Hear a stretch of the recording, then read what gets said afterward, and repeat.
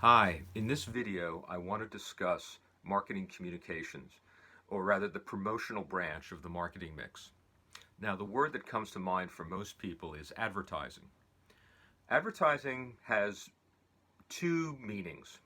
The general meaning, which a lot of people invoke, is anything that promotes. Uh, and but for marketers, we want to be a little bit narrower in our definition. Specifically, uh, advertising is paid mass media used to promote a product, service, experience, or whatever. So we want to stick to that. And those are the things you would understand in terms of their TV commercials, print ads, uh, internet banner ads, anything like that. Out of home, billboards, that sort of thing. And so we're going to, for the most part, limit our discussion of advertising to those things, the paid mass media. But in addition to paid mass media, we also have public relations. Now, public relations is often, um, it's kind of, it's cheaper, but we have less control of it. Also, some people in public relations don't actually feel they're part of marketing because in large organizations, the public relations department is usually separate from marketing.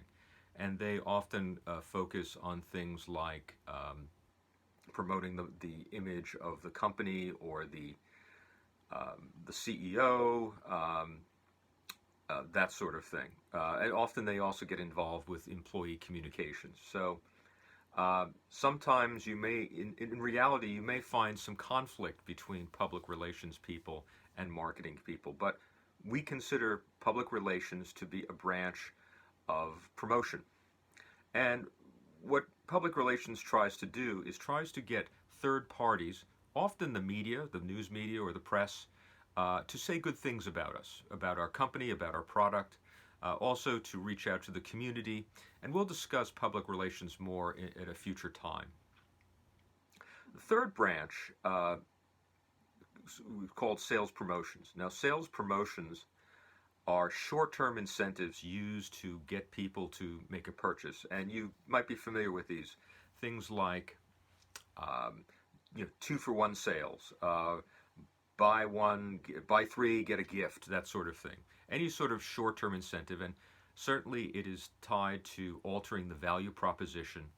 And you may do this to clear out stock or to promote the product in a let's say it's a new product that's launched and you might have a special offering that way.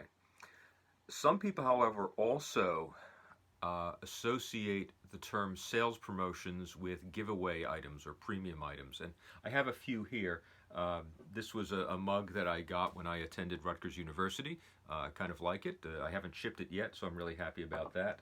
Actually, I've got a lot of mugs, actually. This is one from a company I used to work for. The product was Ivamec Plus. I kind of like that it's nice and big. And these are not cheap items, uh, but they do promote the product, and we do like that. Here is if you can read it, a pen from Enterprise Rent-A-Car. Now this is a really cheap pen, and that's fine. I'm not dissing Enterprise. They need pens for people to write out contracts and sign, and so they give away these pens. And then of course people put them in their pocket, and then they're reminded of Enterprise. Uh, Here's another one. I got a squeeze ball for going to the Summit Medical Group. So I occasionally squeeze that, and I had a broken finger, so it's actually helpful to exercise my finger. And so I always think of the Summit Medical Group when I'm doing my little exercise there. So some people will refer to these items as sales promotions. I generally refer to them as giveaway items or premium items, and some are really nice. I actually have some. Um, I have a pewter mug. Actually, it's a pewter stein. Of course, these are only given to the top customers. So, anyone can get an Enterprise Rent-A-Car pen, but and you can't necessarily get the pewter stein. That's for the best customers. T-shirts are also very big. People always giving away T-shirts. Hats. I actually like hats a lot. I don't have a promotional hat today. I have an unusual hat in that it has nothing on the cap. But I like them because in giving them away is that this is kind of a billboard that's on somebody's forehead. And I really kind of like that, and I used to give away a lot of hats.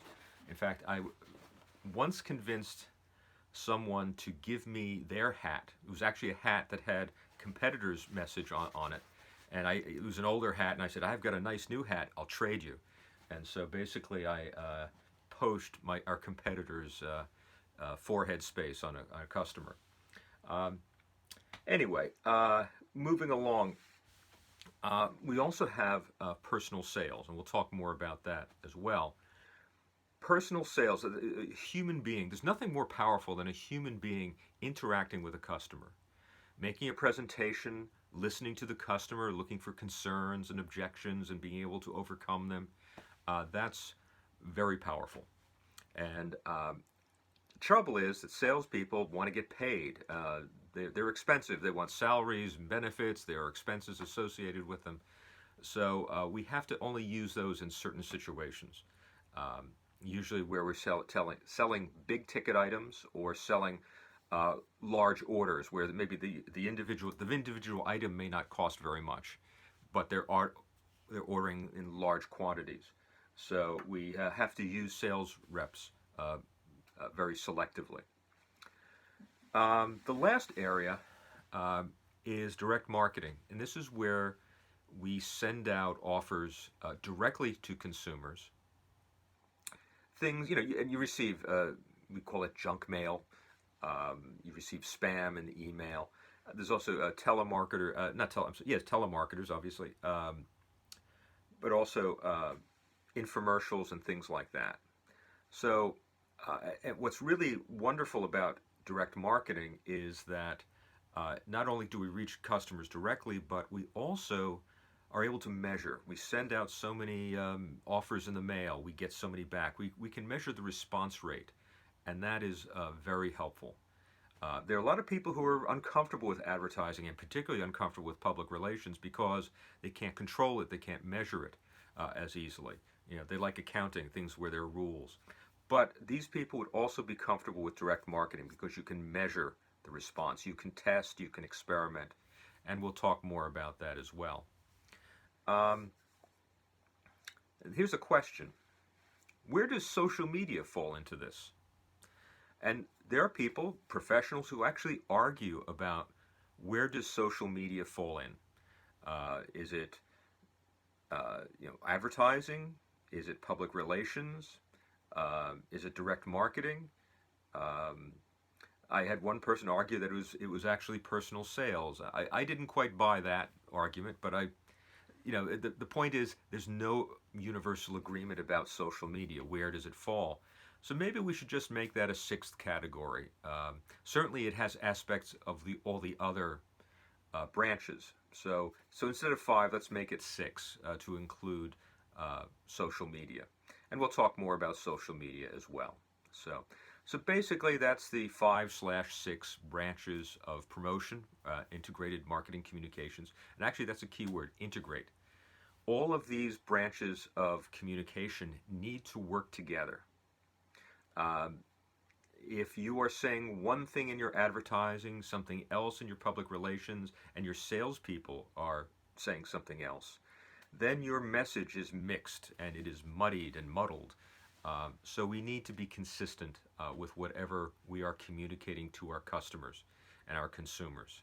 So anyway, that's a brief overview of marketing communications, promotion, and hopefully I'll see you in another video. Thanks.